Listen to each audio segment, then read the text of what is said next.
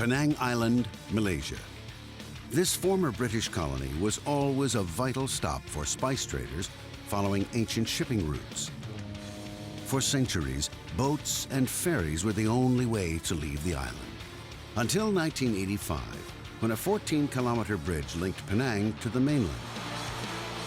Flash forward 20 years, and traffic on the first Penang Bridge has reached a breaking point. 100,000 cars are crossing daily. Saya menggunakan jambatan selalu jam. Saya pernah sangkut sampai 5 jam pun saya pisah. A bold decision is made to construct a new bridge spanning nearly 17 kilometers over water. It will require 2 companies, one Malaysian and one Chinese, to work in lockstep to create a $1.5 billion bridge strong enough to endure for the next 120 years. But to build it will require battling the forces of nature. Suddenly the crane already shaking, shaking like the devil, Bumi ini bergoyang-goyang sekali, hati saya sakit sekali lah, takut. If tsunami happen to come over, I think so that's it. Everybody's gone. And unforeseen events. Kawan I jerit, something want to fall down. I boleh manage buat emergency brake, then baru benda tu collapse lah. If they overcome these hurdles, they'll have built the longest bridge in Southeast Asia.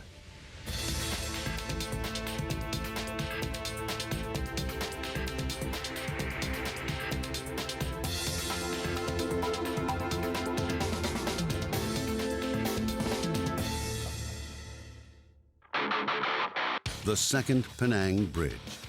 Envisioned as the longest in Southeast Asia, it will cross the Penang Strait to connect Batu Maung on the south end of the island to Batu Kawan on the mainland. It will ease crowding on the first Penang Bridge and bring economic growth to both areas. Southern part of the Penang Island needs a development. Therefore, we should build another bridge from the south of the island. For this bridge, the engineers have merged 2 bridge designs. The first, a box girder bridge more than 16 kilometers long. This is the approach span. The second, a shorter but more prominent cable stay bridge, is called the main span. To get this sea-crossing bridge exactly right will require skilled coordination between 2 construction teams, China Harbour Engineering Company, or CHEC, from China, and UEM builders from Malaysia.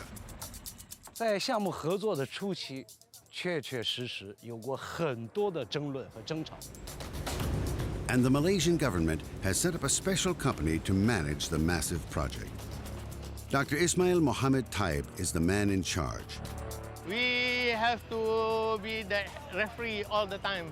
We have to mediate to ensure that what they do must be beneficial for the overall completion of the job. Ismail 先生呢，他非常严肃，要求也很高。 CHEC is in charge of the bridge's foundation, called the substructure. Over 5,000 piles driven below the seafloor and 586 piers. The superstructure for the approach span is UEM's job. Over 8,000 concrete box girders joined together to form the road deck. This is one of the unique construction in the world where the split is horizontal. If you are careless, you might end up with superstructure actually not following the alignment of the substructure. The CHEC crew alone will build the cable stay bridge. For the substructure here, the team will bore 120 meters into bedrock, some of the deepest bridge foundations in the world. For its superstructure, they will anchor 144 cables to the road deck and string them through pylons that rise 90 meters in the air. Located at the deepest section of the Penang Strait, this is also the highest point of the bridge, with a 30-meter clearance to allow ship passage below. But here, it's also the greatest danger of a ship collision. And without protection, an accident here could weaken the bridge, with possible catastrophic results. To safeguard the pylons, the pile caps that form their base are built with giant steel. But it's not just this pier that must be thoroughly inspected. Dr. Ismail has called in extra help to make sure nothing is missed. An independent team of engineers, led by Matt Carter, monitor progress and ensure every centimeter of the bridge meets the highest standards. We come here every 2 months to spend a couple of days looking over the site with the client and the contractor, checking that the quality is to standard and that what's being built is what should be built. Matt was there when box girder production was stalled. It's important to understand about a bridge like this is it's very much a unique, bespoke project. There's always a learning curve. For sure, there might be some quality issues, so you need a quality control system in place to identify those issues. And then the construction team needs to take that seriously and improve over the course of the project. And improve they have. On 20th December 2012, Primakantin's box girder construction team cast the last of the 8,092 segments. It's a proud day for all. It's like a baby. It was handed to me with chicken pox. So I managed to cure it and it's grown into a healthy adult today. Today it graduates. Today it's 18 years old and we're completing the casting today. This is about 100 days ahead and more than 1,000 segments ahead of the schedule.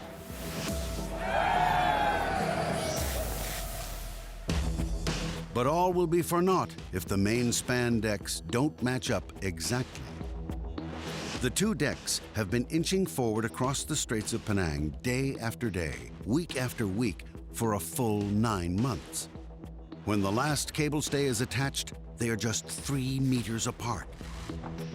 By April 2013, the second Penang Bridge reaches a critical stage.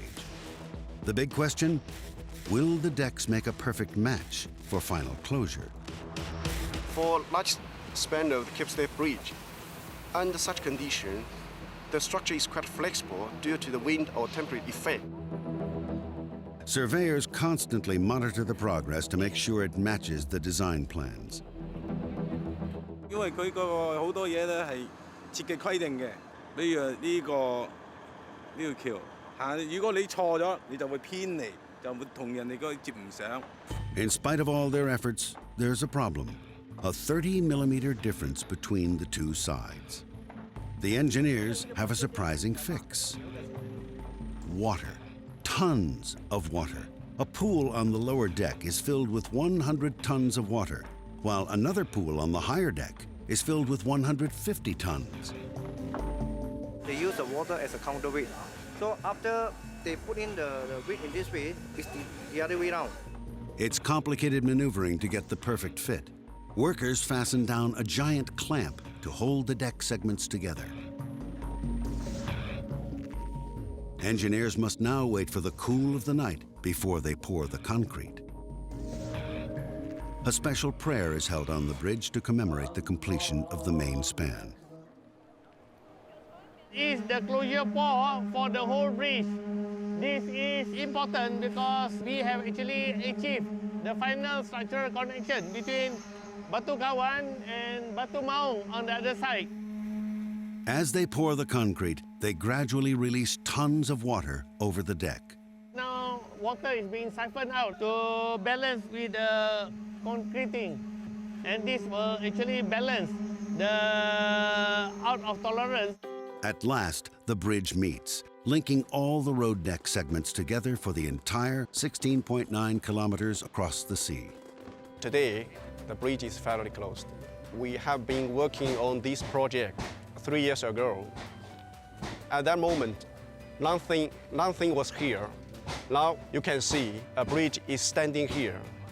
Personally, I'm very much excited and also very proud that we can be here to share with the Malaysian people, our team, this magnificent moment. We are so much proud. It's a major achievement, but a tragedy awaits. 6th June 2013, Penang Island, peak hour traffic. A bridge ramp is under construction by a third-party contractor working independently from Czech and UAM.